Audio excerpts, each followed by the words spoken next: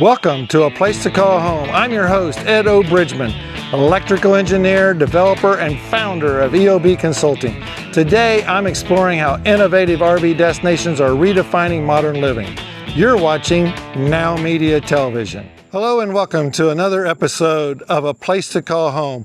I'm your host, Ed O. Bridgman, and this week I'll be coming to you from the Florida, Alabama Outdoor Hospitality Conference and Expo. Easy for you to say. I've interviewed Jason Linford from Suburban Propane, Gary McConnell from McConnell Associates, Asim Sharisha from Skyweb, both Alex Sundberg and Kim Caprina from Anua International. This is a good show. Stick around. And welcome to A Place to Call Home. I'm here today with Jason Linford from Suburban Propane. Everybody knows how important propane plays a role in the outdoor hospitality industry. Let's learn all about it. Hello, this is another segment of A Place to Call Home with your host, Ed O. Bridgman, here today with Jason Linford from Suburban Propane at the Arizona Conference. Welcome. Thank you for being here. Thanks for having me. Well, yes, my pleasure. Yeah. So what is Suburban Propane other than the obvious? So obviously we're a propane provider, but we also provide solutions for park owners. You know, there's a lot of propane is pretty prolifically used in mobile home communities, RV parks, and so we provide solutions to help it easier for you guys to take care of your clients. So do you provide tanks on location? We do. We provide a number of things. We can do tanks on location, so like at each individual house or mobile home. So if they're long-term, you could provide, what is that, 250-pound tank or something like that? Anything from 60 to 250 on a mobile home, yeah. Is it called a bottle or a tank? It's either one.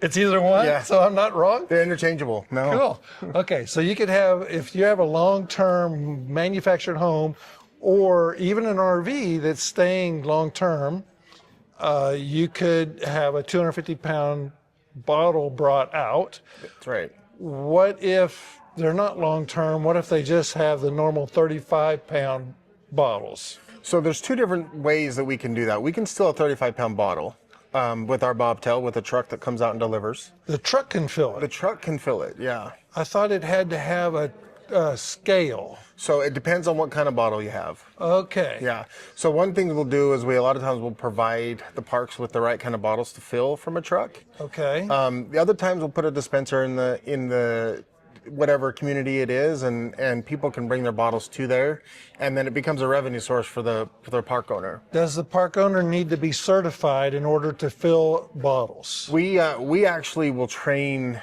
Whoever's going to be filling the tank, we'll train them. It takes about 30 minutes, and then they can fill. Really? Yep. Really? I'm from Alabama, and you have to go to a training for the weekend. You have to take 5 tests, and it costs over $260. That's not the case in Arizona? No. When it's done with a certified company like Suburban is, we can actually teach them on site. Wow. Okay, yeah. That's really cool. So... all right, so anybody can be trained in 30 minutes. So once you train the park owner, can they train their person that's going to be filling the bottle? Yeah, anytime we switch a tank in or out, we train anybody who's going to be dealing with that, and then it's on whoever is the manager or the owners to train employees to do. Well, that's a huge advantage over what we do in Alabama. Yeah. Okay. Yeah, it's pretty nice. I mean, it makes it a lot easier, accessible for people to utilize the product. Okay, so you can also bring out larger bottles, or like 1,000-pound bottle that the owner could use to fill other bottles with. Absolutely. And usually there's a little bit of a markup for them to be able to make some money in there too, so they can, provide a service to their residents, but also make a little extra as well. So it could be a profit center. Okay, it absolutely can. Yeah. So what is the danger? What people are hesitant. It is a flammable gas, liquid actually. It's a liquid propane. what is the danger? What's to be hesitant about? So, I mean, obviously with any gas, even natural gas going into your house, it's really no different than that. When we have our delivery trucks, they're all trained and certified in safety, propane safety. So they actually will take a look every time and do an assessment of the bottle and the tank to make sure that we're not out of compliance on anything. And to be honest, it's actually more than what you get done with a natural gas going directly to your house. You never get that checked, right? But propane is a constant thing. We're constantly checking it. Your tanks are out of ground and it's stored tank rather than gas that's completely flowing. But some of the misconceptions is, an empty tank is more dangerous than a full tank. The pressure maybe an empty gas tank full of fumes, but a liquid propane tank, that's not more dangerous because it's not under pressure. Well, so when so the less you have in there, the more pressure actually exists in a not a completely empty tank, but in a lower filled tank. A lower filled tank has more pressure than a higher filled tank. What about on a hot day? Well, so there's a lot of variables. So we don't ever actually fill our tanks all the way full. Okay. So we're usually about 80%. To give room for expansion. Yeah. Absolutely. So propane weighs 4.2 pounds per gallon, right? Mm-hmm. Okay, so when someone is saying that they have, what's the normal size? 32 pound, is that a normal size? Yeah, about a 90 or 100 gallon tank, yeah. 100 gallon tank would weigh 420 pounds. Right. Okay. Full, yeah. Full. Yeah. But you don't fill them full. No. You fill it about 80% full. Right. So it would only be about 375 pounds. Right. Okay. All right. And so, and the reason for that is because if you fill it on a cold day and the next day it's 20 degrees warmer, you'll have expansion and some of that pressure has to go someplace. Yeah. So it's released out into the atmosphere. All right. And we have pressure release valves on our tanks too, but they work in a threshold, and so for protocol, we just don't put them above 80%. Okay. So when they pop off, if they pop off on a very hot day, that fuel that is coming out as a gas, that's flammable, right? I mean, it is, but so this, you mean it comes out of the pressure release valve? Yeah. No, so before it comes out of there, it's not. It's when it's into the atmosphere, it's under code, it's not supposed to be flammable anymore. Wow. Okay. Yeah. I didn't realize that. Okay. Yeah. So propane is a very efficient way to heat. It sure is. Whether you're heating air or water, propane is more efficient than electric, for example. Sure. And so even if you're paying $3 a gallon, what's propane running for these days? It just depends, but anywhere from $2.50 to $4 a gallon, depending on gas prices for propane are just like gas at the pump. It varies and location dependent. So okay, but usually you would be better off heating your RV or manufactured home, either the air or the water, with propane. It's going to be, most of the time, it's going to be cheaper. Yeah. I understand. And more efficient. And more efficient. It'll heat the water up faster. Mm-hmm. So if you're taking a shower, that's important. It absolutely is. Yeah. So, all right. But are we seeing that some people take an easy, or what they consider to be an easier road, and instead of filling their propane bottle, they are drawing electricity off of the pedestal located at the RV site or the manufactured home site? Yeah, that does happen, and typically it happens when there's not a very good propane delivery solution for them. That's usually where the breakdown happens, is when they don't have a good situation with their propane provider. Well, tell us how we can get a hold of a good propane provider. So we are solutions oriented. So we are, that's what we're always looking for. So I mean, they can call us. We're actually a national company, so we're all over the country. But in Arizona, they can get a hold of me. They can call my number. Remind us your name. My name is Jason, and the local phone number here is 480-714-7255. Okay, now some of us don't ride as fast as the rest of us. Okay, want me to give it slower? A little slower. Okay, it's 480-714-7255. Awesome. Okay, and you're local to the Phoenix area? We are the whole state. We cover the whole state of Arizona. We cover the whole country, but Wow. and we are. And I am personally local to all of the Arizona territory. Yes. Wow. Yeah. So you should call and maybe Jason will come to your location. And you can either bring a great big tank or bottle and teach people how to fill other bottles at their location. Right. Or you can bring a medium-sized bottle, for example, 250 gallon, and that would last somebody quite a long time. And then you guys could come out and fill it with the truck. Yeah, and just one other thing too that we're offering is for members of associations like OHA and Mobile Home Community Association, is we offer. So we're a national brand. We have dispensers all over the place, and so sometimes let's say you don't want to add propane, you don't want to add a dispenser, but you still want to provide a service to your residents. Okay. We will actually partner with the local dispenser that can fill up tanks and give a discount to all your residents, so they go to that dispenser that we're networked with as well. So they would still have to disconnect their tank, take it They would have to take it. someplace close by, and that person has a contract that they're set up to give you a discount. They would give them a discount. Yeah. Awesome. So it's there's just another actually three solution. different ways that you service the manufactured home and RV industry with propane. Sure. Yep. So there's no excuse not to use propane to heat your water and your site because it's less expensive and more efficient. That's right. And it's safe. And it's actually safe. Yeah. I can't, and the way the internet is, we would hear if there was a propane explosion. You probably hear of electrical fires all the time, though. Yeah. But propane fires, you don't hear very much. You don't of. hear about that, Yeah. okay? You don't hear about tanks exploding. Yeah. They're under pressure, and there is some hesitation Sure. from some people because of the pressure. But in reality, they're very safe. They're very safe. Yeah. We haven't had any. Cross my fingers, we haven't had any incidences in the last 20 years of anything blowing up or.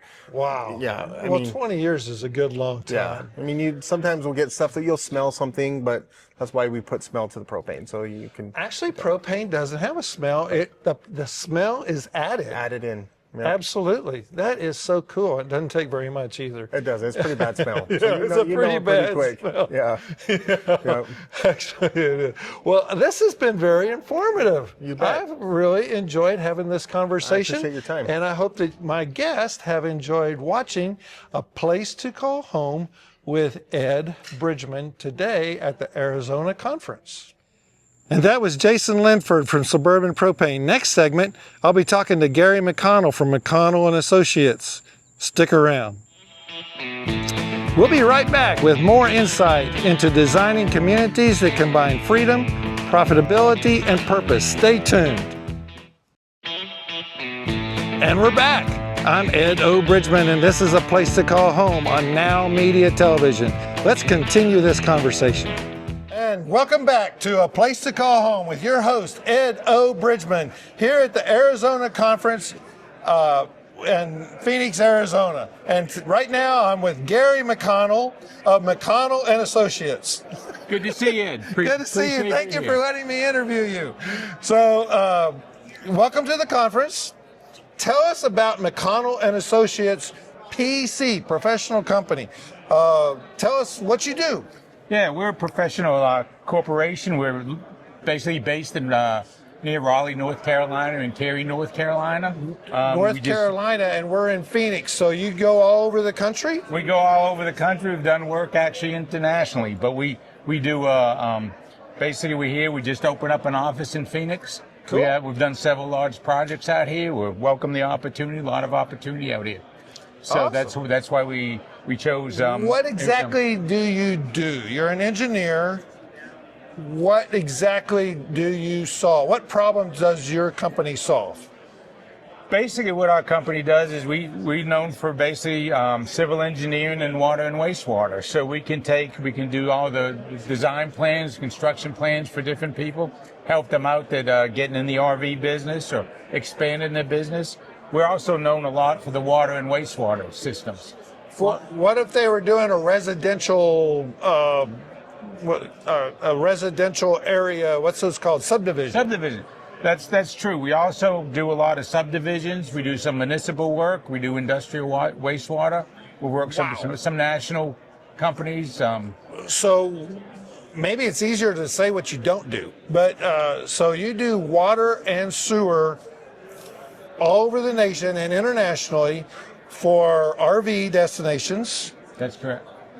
Glamping destinations. That's correct. Manufactured home destinations. That's correct. Commercial destinations. Subdivisions. Wow. We also do some industrial work too, as well. Wow. So we can do shopping malls. We can do. So if somebody had a data center that they were putting in, a 400-acre data center, you could help them figure out how to get water to the right place and how to handle their sewer system.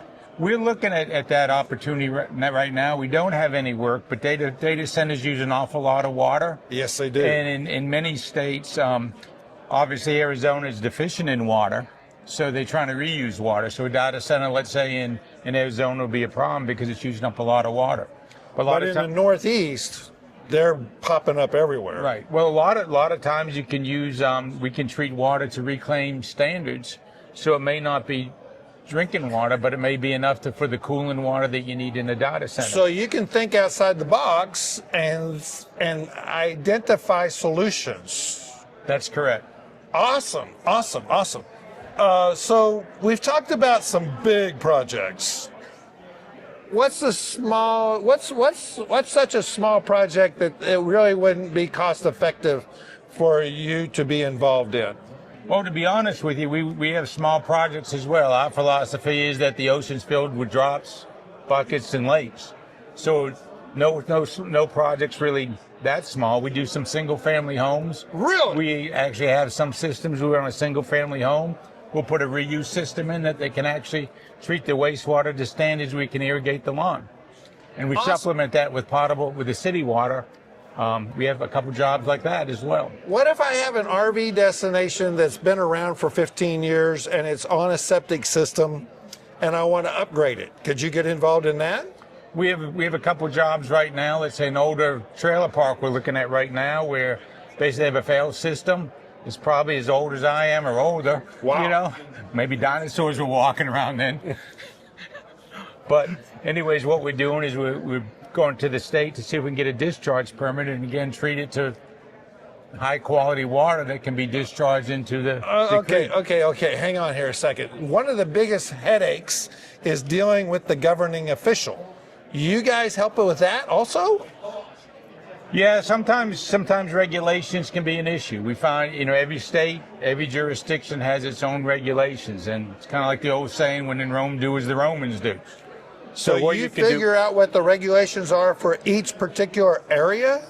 That's correct. Wow, that's huge. What we find is that rather than saying, okay, these regulations won't let us do something, we try to take the approach, let's use the regulations to see what we can do in this area. Let's make it work for these people. Okay. So we take our business is based solving problems, and it's a good feel-good job because we're providing a service that's needed by the people.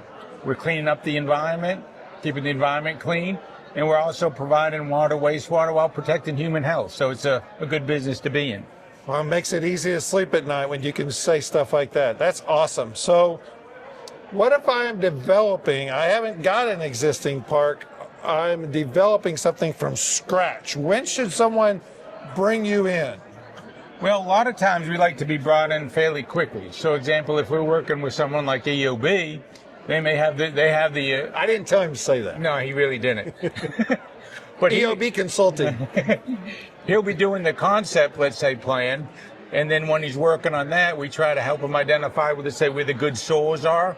So when he does the initial layout and stuff and financial feasibility, we make sure that we design it so it doesn't have to be redesigned. So if there's one area that has good soils, let's say for a drain field, a spray field, we're not putting homes there. We're putting that in a different place. Okay, so right up front from the early part of design, you are involved with setting that up correctly. So let's say that the permitting process has given us some limitations, some restrictions, and said we could only have 100 sites with this type of system. Is it true that you can identify other alternatives and maybe they can get more sites? We do that all the time. In other words, All the time. different technologies, sometimes you can reduce the size of your drain fields. We can do things in some states like a flow reduction, so we reduce the flow based on low flow fixtures. So we can oftentimes help increase the density or the number of units on the site to make a project that may not be cost effective all of a sudden cost effective. And actually pay for your services. That's correct. You can save people enough money that they can actually pay for your services, not only in the long run, but also in the short run. We've actually had projects that were designed, let's say, by a competitor or other engineer. They hired us, we redesigned it, and they could afford to pay us, and they save money and increase units. What is the downside? I really don't see any downside. Well, people need to contact you, so tell us how people can contact you. They can call us. They can go online under McConnell and Associates. McConnell and Associates at a website? At a website, or you can just call the the main office, 919-467-1239. Hang on. Some people were gathering a pen when he said that. So I would like for you to repeat your phone number again. Slowly. Sure, slowly would be So, great. 919-467-1239. Okay, and they'll get the main office, They get the main office, which is located. in Cary, North Carolina, which is right next to Raleigh. Okay, but they can say, I am developing from scratch, I'm working with EOB Consulting, or they can say, I have an existing destination and I want to make some improvements, I want to expand, I have some sewer or water questions. I know that I'm going to have to work with the local municipality. I know I'm going to have to work with the local permitting, and I need help. Throw your hands up in the air and call 919-467-1239. Or go on the website and look for McConnell Associates. Is that all one word? McConnell and Associates. McConnell and Associates.com. And you'll get a hold of Gary eventually. That's correct. We're proud of the fact that we have someone answer the phone. We get more compliments for that than just getting an answering service. And the young lady probably will be answering the phone, asking some basic information, have you send some information to us, and then myself or one of the other project managers will be giving you a call back to discuss your project. So no project is too small. It doesn't cost anything to call. Doesn't cost anything to talk to Gary and find out what he's doing, what he can do for you. So there's no downside. There's no downside. And even if you call us and we can't help you, at least we made a friend. You never have enough friends. There you go.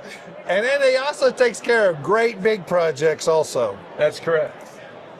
Not projects too small, but we can also go big.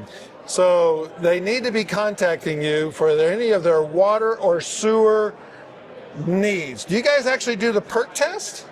No, we don't do the soils work. We typically work with different soil scientists. Local.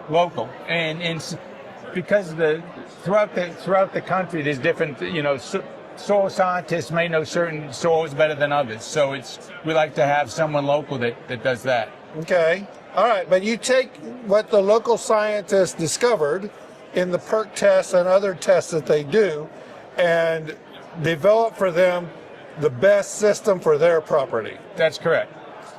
That is ideal. That is awesome and so necessary, whether you have an existing destination or whether you are building from scratch. That's what everybody needs. That is awesome. Okay, you heard it here first. at the Alabama conference. Got to remember where I'm at. From Ed O. Bridgman on A Place to Call Home, here with Gary McConnell, who is an expert, who has forgotten more about sewer and water than I will ever know. So give us a call at 919-467-1239. Awesome. And give them a call. It doesn't cost anything to make a new friend. Okay? We all need friends.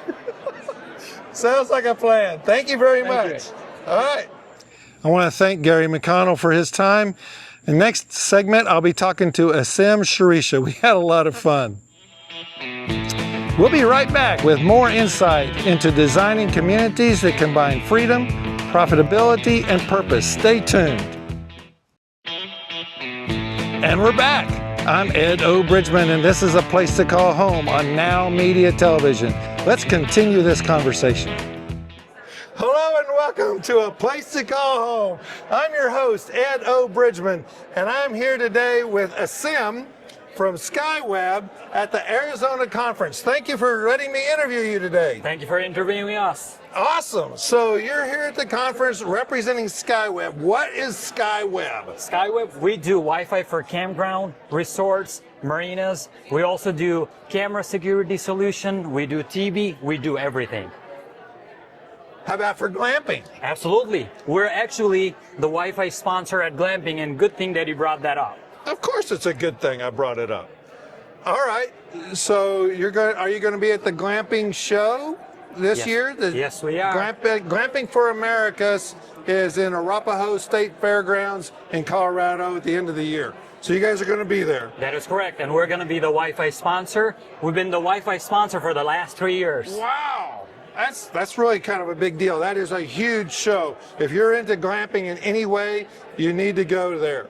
All right, so look that up, Glamping Americas. But right now we're talking about SkyWeb. And SkyWeb does web services. Wi-Fi services. Wi-Fi services. Correct. Okay, so if you're having difficulty at your destination, whether it's a glamping, manufactured home, RV, and your guests are having difficulty connecting their computer and their phones to the internet, call these guys. We're the Wi-Fi. We're the Wi-Fi people. You're the Wi-Fi people. Okay, so how would they get a hold of you?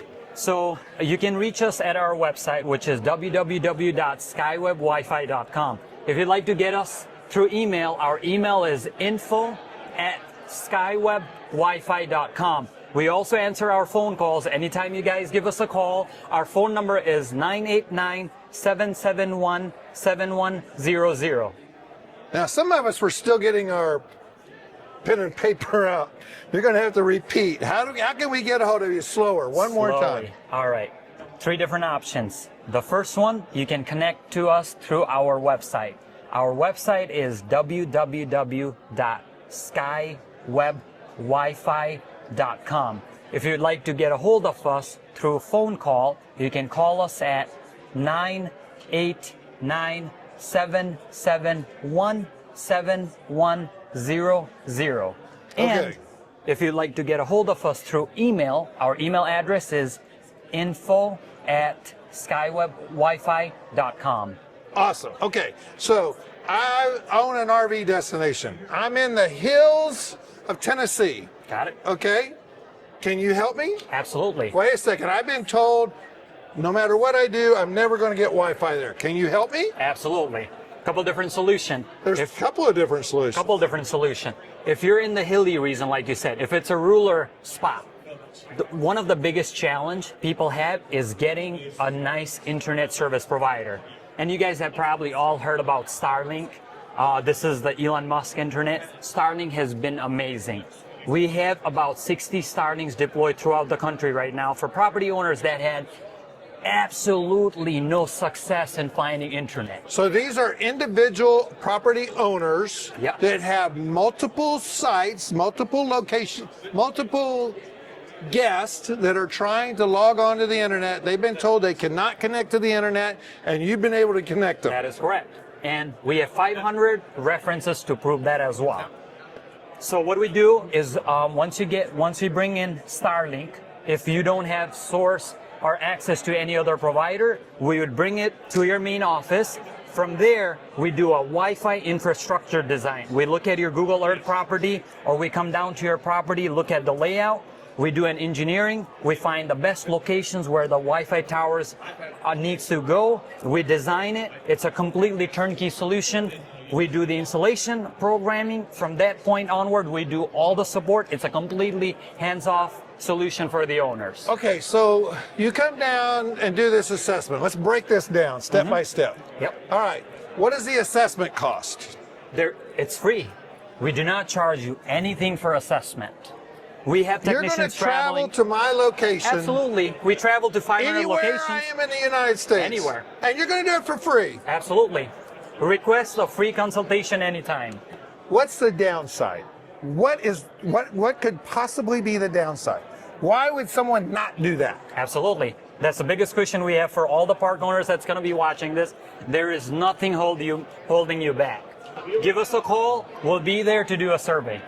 Okay, so you come, you do a survey, and you figure out the positives and the negatives, and you design a solution that's going to solve my problem. That is correct. Okay, so now it's not a fair question to ask what that solution is going to cost because it's different at every location. That is correct. Okay, but one of the options that you've already communicated is you can get to Starlink, which is a connection directly to the satellite. That is correct. Not through any wires. You're directly connecting to the satellite from the office or some main building. Main building. Yeah. And from that main building, you, like a spider web, you go out to the towers. That is correct. Okay. Yes. Is that remote or is that wire that's going to the towers? It is completely wireless. Wireless. So That you is don't correct. have to trench and put conduits and run wire to these towers. They are connected to the main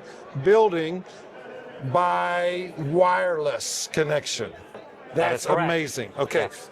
How about the main building? Is it connected to anything through wires or is it connected directly to the satellite? So the only thing there would be at the building is we would have one radio at the very top to build a brain system that would connect to all the tower. Even that is very less invasive. One radio, 2 radios max, no trenching, no digging, nothing at all.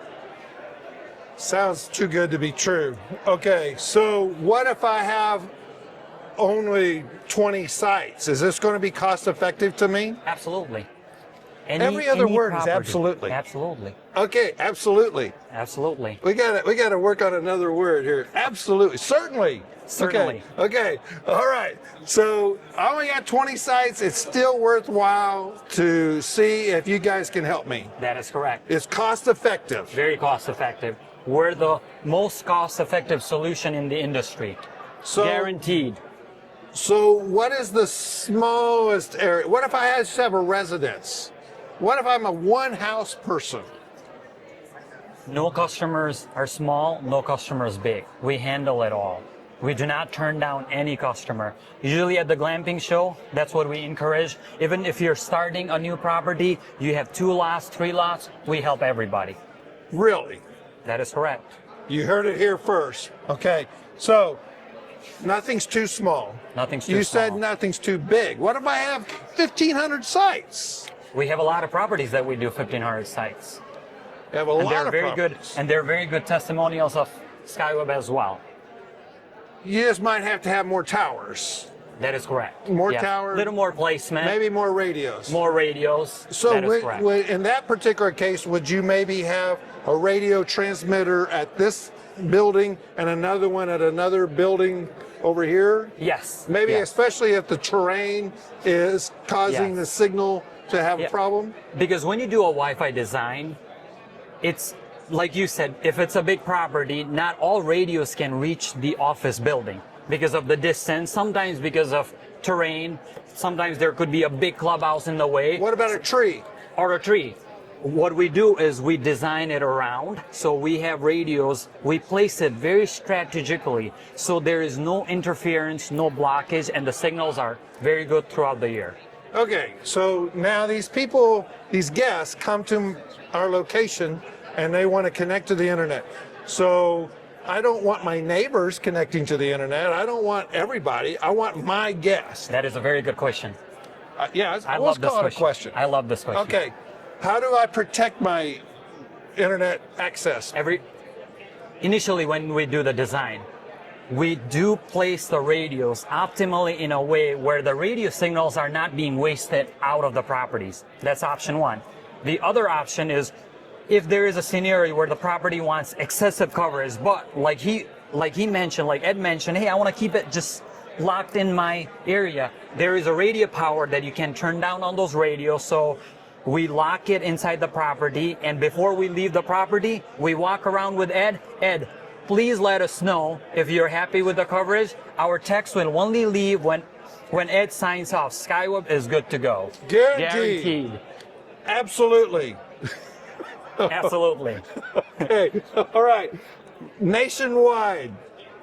No That is problem. correct. Nationwide, no problem. And Ed, one other thing that I would like to add is our monetization solution.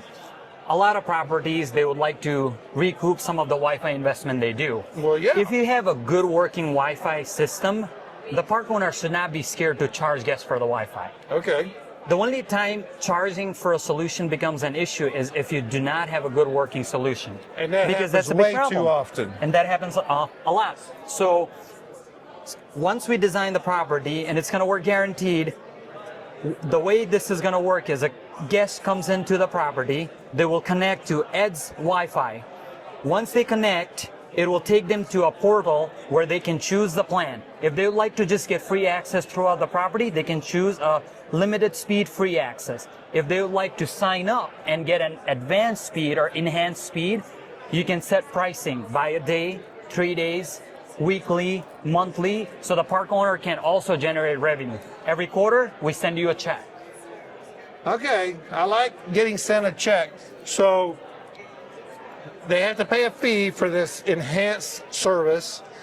Do you guys take a percentage of that? Yes, we do. You take a percentage of that enhanced fee, but the park owner enjoys a percentage of that enhanced speed. The very big percentage, yes. Awesome. Awesome. What's the downside? There's no downside. Why Once should... again, no downside. Okay, I can't repeat it enough. This has been a very good episode. I hope you've enjoyed it as much as I have. There's no reason not to call Skyweb because you're guaranteed nationwide, no project too small, no project too big. You're going to get guaranteed satisfaction, very fast, high-speed internet. Hope you've enjoyed this episode. Come back to see the next one. Bam! And that was Sam Sharisha from Skyweb. Next segment, we'll be talking to both Alex Sundberg and Kim Caprina from Anua International. You won't want to miss it.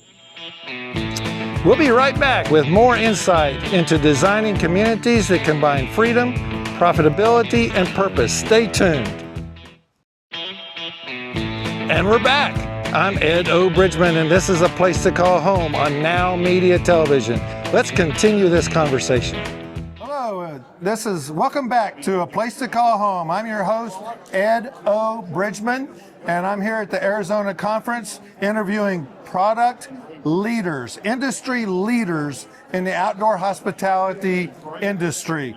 Right now, I'm with Anua International, Kim Capanera and Alex Sundberg. All right, thank you for letting me interview you. Thank you so much for having us. Yeah, thank you so much for having us. Well, hey, that's what I'm here. My guests want to know what you do and how you can help them. So, what do you do? Yeah, so we're kind of out here at the Arizona show with Anua International. We promote wastewater treatment works. So, Okay. you think of a septic system, and That's one. and okay. then the wastewater treatment aspect of it to actually do the nitrogen reduction Okay. for Arizona. And then we do the leach field, so whether that be a standard subsurface leach field or a subsurface irrigation. Are you only in Arizona? No, we are a nationwide company. Nationwide, anybody watching this show in the United States can hire Anua International to support them with their wastewater needs. Yes. So in any development, whether it's residential or commercial, your biggest consideration that you have to take into consideration is how are you going to deal with the sewer? Yep. And so you guys answer that problem. Yeah, we answer that problem. We kind of handle everything from the initial layout, budgeting, and planning, all the way out to full build out of that. So how early in the process should someone be talking to you? As soon as you buy that land, you actually do what we call a percolation test or a perk test, which is going to determine how fast that water is going to go away from that property. And do you guys do the perk test? We don't. We actually work with local soils testers, soils engineers, or civil engineers to do those. Okay, but once the soil technologist understands the properties of that particular soil, you take that information and design the correct wastewater treatment system. Yep, so we take that soils information. How'd I do? Did I do right, Kim? Is that what you got? No? Okay. Yep. Okay, cool. Awesome. And so people should contact you right away. What if they have a dated RV destination, an existing one? It's been around for 20 years, and maybe they've got some septic tanks that are not in very good condition, and they want to upgrade. Can you help them with that? Yeah, we can definitely help them out. So we'll start by doing kind of an initial consultation or a kind of inspection at their property, determine what condition those are What in. does that cost? So it kind of varies depending on where you're at and who the actual inspector is. Some inspectors are more expensive than others? Yeah, so they work with some civil engineers or okay. some All right. local health department certified officials. Okay, so you contact the local technologists and ask them to go out and do some assessment? Yeah, we partner with them to help do that assessment. Okay, all right. And so there's a little cost involved with that. Yeah, there's a little cost involved. All right. And then they come back and give you their professional opinion, and you take that along with what they learned about the soil and create a solution, Yes. an upgraded solution. Yep. Do you actually install that solution? We don't, so we provide the material to the local contractor to do that installation. Okay, so we've been talking about septic systems. What are some of the other options? So you have either a media filter type option, so which essentially is another, we add a tank in the ground and a media filter at the surface. So that wastewater effluent gets pumped up to the media filter. It's almost like a sand filter. So we're Okay. pumping through that sand-like media to allow the bugs and the bacteria to grow in there, and the clear water passes through there. For those people who are not familiar with how wastewater treatment systems work, there's actually living organisms that eat the biosolids, the waste. Yes. So I think of your standard septic tank just settles out your big particles and large debris of solids, and then the clear zone enters that soil, and the soil does the actual treatment. The alternative treatment or the media, we introduce that media to allow those bugs to grow on. Does that media have to be serviced? Yes, typically you say about once a year we service those. Does your company do that? We don't necessarily, typically you have to be certified by the local health department to do that. So you help the landowner get introduced to the people that are going to come out and service their unit. Yep, we get them acquainted and familiar with the local contacts in their area and the consultants to do that work and educate them on the process. Okay. And are you an engineer? I am not an engineer. What portion of this do you, Alex, do? So I educate them on the process of how that wastewater moves through the system. I'm more of a consultant and a business development manager for Anua. Cool. So educating them on the overall process of how that wastewater is going to move through their property and how we get rid of it and treat it. Awesome. And Kim, welcome to the party. Thank you. What do you do for Anua? I do educational marketing for Anua. So the presentations, general brochures, flyers, educational materials so people understand what we do and the products that we offer. Cool. And how long have you been in this business? About a year and a half, almost 2 years. Pretty new to the business. But it's a fun business to be in, I'm just saying. Okay. Awesome. Well, the only thing I know about sewer systems is that stuff flows downhill. That's a good start. That's about what I know. After that, I go to the experts and I say, you guys come up with. So we've been talking about septics. What's another solution? So kind of another solution is the alternative treatment media. We talked about that. That's Yep. coming through the filter. But what's the difference between a septic system and an aerobic system? So a septic system, you're allowing that soil on the property to do the treatment. In aerobic, we're introducing air prior in the actual, let's say the septic tank initially, Or multiple tanks? or multiple tanks to kind of speed up that process. Okay, so that by the time you release it to the soil, it's already cleaner than it would have been without the aerobic system. Yep, we're helping that soil out so it doesn't have to work as hard. Because some soils are able to process that waste better than other soils. Yep. So if you're in an area of the United States where the soil doesn't work as well, you can help it by doing an aerobic system. Yep. And I'll bet you there's even another system. What about a contained in-house treatment plant? Can you guys do those? So there is some bigger package plants, or there's the municipal city plants. We do some of the bigger package plants as well, with like a membrane system. Okay. So it's kind of the same principles. Instead of the aerobic system, we still introduce a little bit of oxygen, not as much as a full aerobic system. But then we run it also through kind of a membrane filter. Okay. That you're sorting out the bigger particles. Yeah, so sorting out the bigger particles, and the membrane actually gives, we'll call it the good bacteria in the septic system, a place to grow. Okay. So there's good bacteria and bad bacteria. Yeah. Okay. So the good bacteria you want to encourage because it's taking care of the waste. And the bad bacteria, what do you do with it?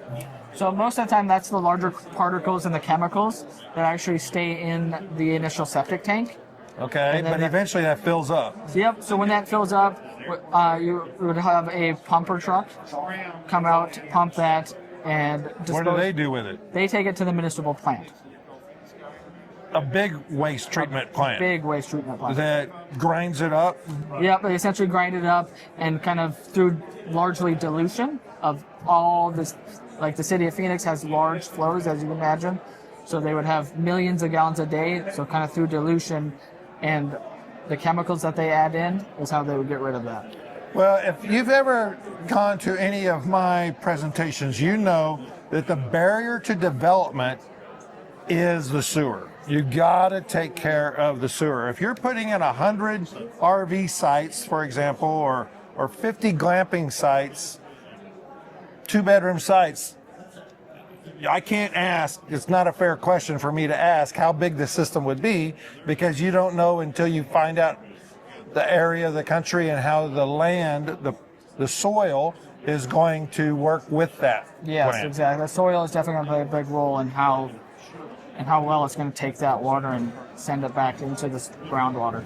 And that's the reason why there's not a one-to-one formula that we can just say, here, you're putting in 100 sites, you need 10 septic systems or 5 aerobic systems, and they take up this much, and the leach field is going to be an acre, and you're done. You can't do that. No, you can't do that. Every single part of the country is going to be different. Yep, every single piece of land is different.